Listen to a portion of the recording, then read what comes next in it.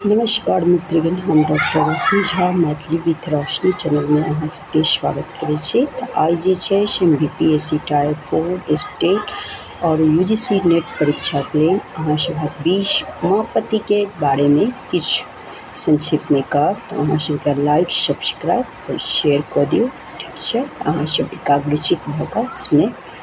जय जय। विद्यापति ओ गोविंद दासक पश्चात उमापति उपाध्याय सर्वश्रेष्ठ कवि के रूप में तो नहीं, किंतु सर्वश्रेष्ठ नाटककार के रूप में परिगणित होइत छथि, ठीक है।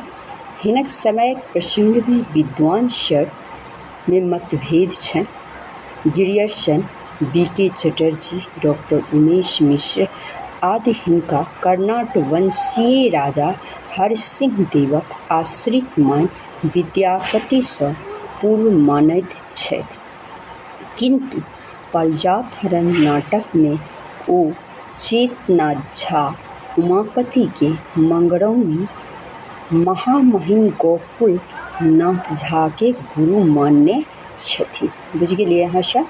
गोकुलनाथक समय जे छलनि ओ 1685 ईस्वी सँ 1716 ईस्वी में छलनि।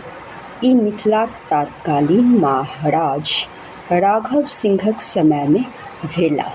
हिनक समय 1704 सँ 1740 ईस्वी में अछि। एहि आधार पर उमापति समय संभवतः 1650 सँ 1700 ईस्वी में अछि। उमापति के संबंध में एकटा किंवदंती अछि जे मिथिला में ओहि समय अत्याचार वा 6 मास पर विवाद उठल। अंतिम निर्णय भेल उमापतिक निर्णय सर्वमान्य होयत। महाराज राघव सिंह उमापति के बजाबय पठौलथिन। ओहि समय वर्षा ऋतु छलैक तथा उमापतिक निवास स्थान कोइलख ओ मधुबनी के मध्य एक धार अछि, ओहिमे बाढ़ि आयल छलै। मैथिली में हिनक एकमात्र प्रमाणित पुस्तक पारिजात हरण नाटकक समय अछि, जे कीर्तनिया नाटक थिक। एहि नाटकक कथानक हरिवंश पुराणक 124 सँ 134 धरि सब अध्यायक आधार पर लेल गेल अछि।